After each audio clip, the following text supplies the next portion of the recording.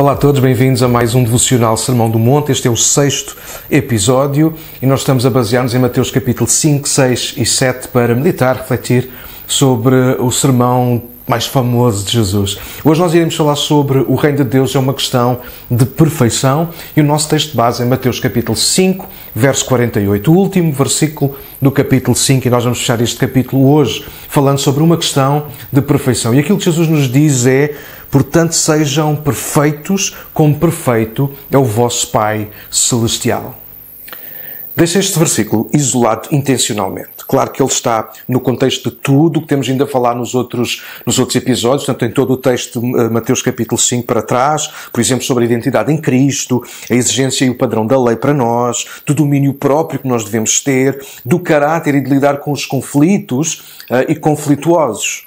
Para mim, e por isso isolei este versículo, ele é como que uma máxima com a qual desejo fechar este capítulo 5 de Mateus e falarmos sobre perfeição, ou sermos perfeitos. Jesus, para mim, ao longo do capítulo 5, e como veremos no restante até do Sermão do Monte, está constantemente a subir a fasquia, sem exigir apenas e a constatar factos acerca do que se espera dos cidadãos do reino de Deus e mostrar que tudo isso é possível.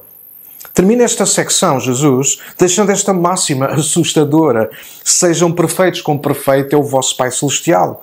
Digo assustadora por causa da ordem sejam perfeitos que Jesus dá. A palavra grega que aparece neste versículo 48, nesta palavra perfeitos, é teleos, que literalmente significa maduro, íntegro ou inteiro, completo, alguém que atinge o alvo. Irei usar cada uma destas palavras e expressões para nós refletirmos ao longo deste episódio. O primeiro ponto que nós queremos destacar é uma questão de maturidade. A questão da perfeição, ou de sermos perfeitos, tem que ver com sermos maduros.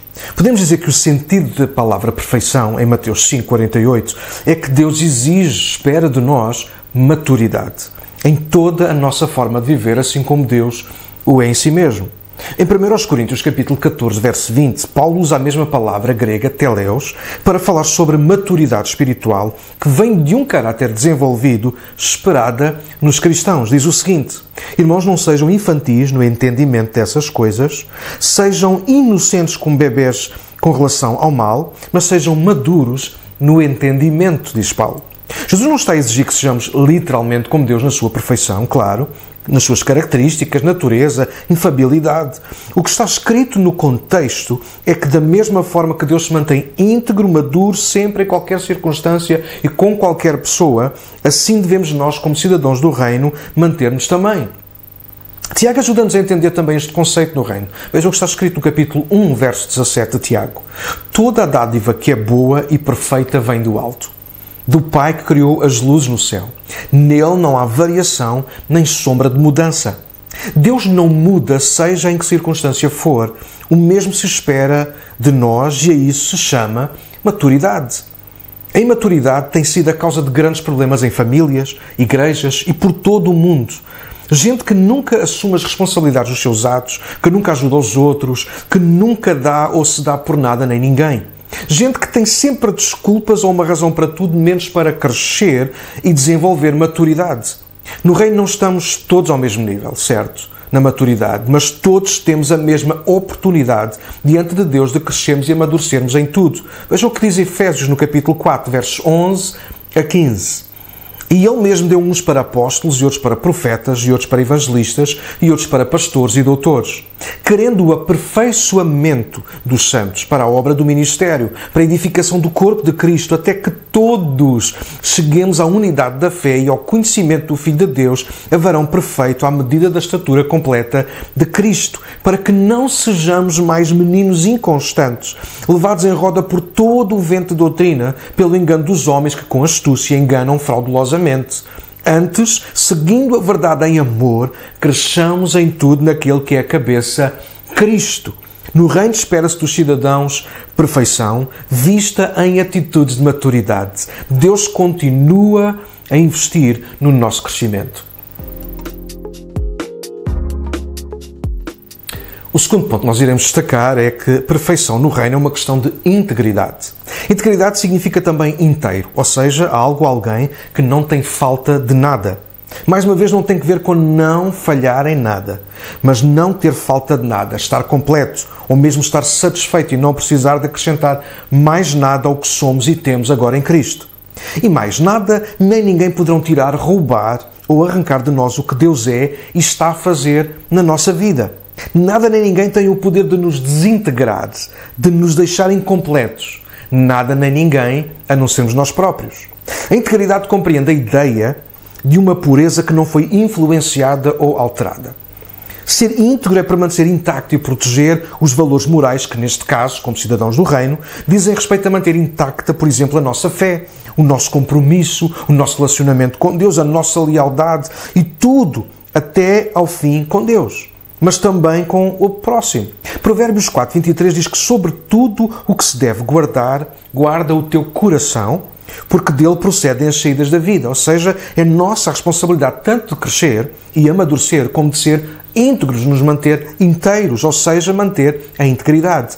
Somos nós que temos que guardar o nosso coração, filtrando o que entra e o que sai dele. Precisamos intencionalmente fazer a manutenção constantemente do nosso coração.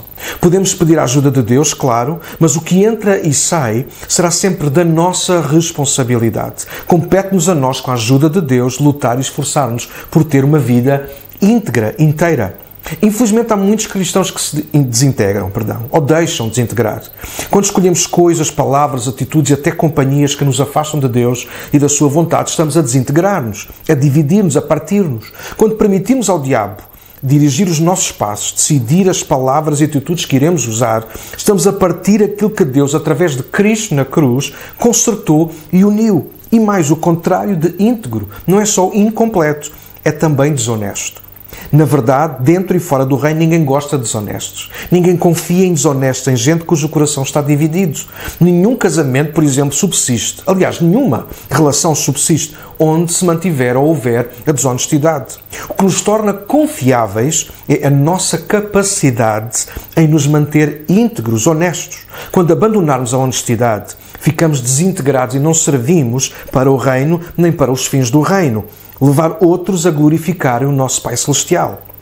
No reino, a desonestidade não é bem-vinda, assim como a imaturidade. Os seus estragos são enormes, profundos e duradouros, em quem as pratica e em quem as sofre. O terceiro aspecto que nós precisamos de focar é que perfeição é uma questão de ser e estar completo. No reino, ser perfeito significa também ser ou estar completo, ou seja, Deus ser tudo em todos. Ele é suficiente para nós e em tudo, sem necessitar de acrescentos, de aditivos ou qualquer outra coisa. Se Deus não suprir todas as nossas necessidades, nada nem ninguém garantidamente o conseguirá fazer. Ser perfeito é estar total e plenamente satisfeito em quem Deus é e quem nós somos.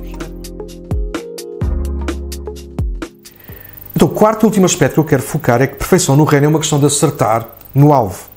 Para terminar, lembro que perfeição tem que ver com acertar o alvo, ou seja, ser e fazer o que é esperado ou indicado para os cidadãos do reino. Tal como esperamos em Deus e que Ele não falhe em relação ao que é e ao que promete fazer, assim também nós, os do caminho, devemos ser fiéis sempre e em tudo ao que Deus e até os outros, esperam que nós sejamos ou façamos. Talvez por isso muitos são chamados e poucos os escolhidos, porque de facto o padrão de exigência e de compromisso é alto e nem todos querem corresponder ao pedido ou exigido de Deus. Sublinho, nem todos querem, porque na verdade está e é acessível a todos, sem exceção.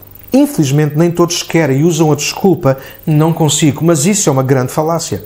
Isso não corresponde à realidade no reino, porque Deus é a nosso favor. Ele é por nós e nunca contra nós. A maioria das pessoas que afirma não conseguir ser maduro, ser fiel, ser íntegro, na verdade está a dar as costas ao próprio Deus.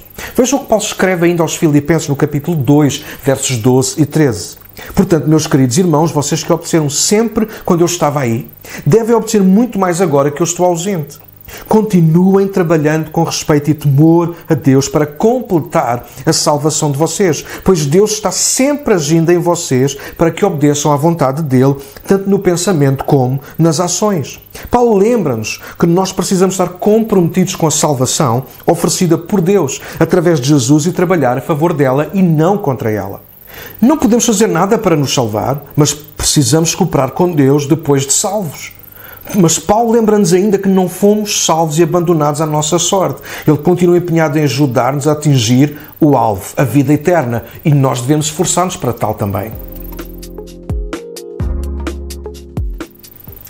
Então, com isto chegamos ao fim. E desejo terminar a nossa reflexão com as palavras do apóstolo Pedro no capítulo 1, versos 3 a 9. Ouçam. Todo louvor seja a Deus, o Pai de nosso Senhor Jesus Cristo, que por sua grande misericórdia, Ele nos fez nascer de novo por meio da ressurreição de Jesus Cristo entre os mortos. Agora temos uma viva esperança e uma herança imperecível, pura e imaculada, que não muda nem se deteriora, guardada para vocês no céu. Por meio da fé que vocês têm, Deus os protege com seu poder até que recebam essa salvação pronta para ser revelada nos últimos tempos. Portanto, alegrem-se com isso. Ainda que agora por algum tempo vocês precisem suportar muitas provações, elas mostrarão que a sua fé é autêntica. Como o fogo prova e purifica o ouro, assim a sua fé está a ser experimentada e ela é muito mais preciosa que o simples ouro. Isso resultará em louvor, glória e honra no dia em que Jesus Cristo for revelado. Embora nunca o tenham visto, vocês o amam. E ainda que não o vejam agora, creem nele e se regozijam com alegria inexprimível e gloriosa, pois estão alcançando o alvo da vossa fé, a sua salvação. Aqui a palavra fé que aparece em Pedro não tem que ver apenas e só com crer, mas sobretudo com fidelidade, ser fiel. A nossa capacidade de perseverança, de fidelidade sempre e em tudo a Deus está constantemente a ser provada. Não porque o céu se mereça, mas porque a relação tem que ser comprovada, o amor tem que ser demonstrado. Ser perfeito deixa de ser uma exigência para os que amam o Senhor e passa a ser um desejo o qual não queremos falhar por nada. Sejamos maduros, íntegros, completos, de forma a vivermos uma vida que alcança o alvo para o qual fomos criados e salvos, viver eternamente com Deus e para Deus. Afinal, o reino de Deus é uma questão de perfeição. Obrigado mais uma vez por estarem aí desse lado, a acompanhar-nos, a seguir-nos, a ouvir-nos. Vão deixando os vossos comentários, vão deixando o vosso like, vão partilhando com outros este e outros vídeos. E não se esqueçam de sigam-nos nas redes sociais, no Facebook, no YouTube, no Instagram. A Igreja para Todos está presente em todas estas plataformas para continuarmos neste momento juntos, agora sim. Deixo um enorme abraço para todos. Até breve. Deus abençoe. Tchau!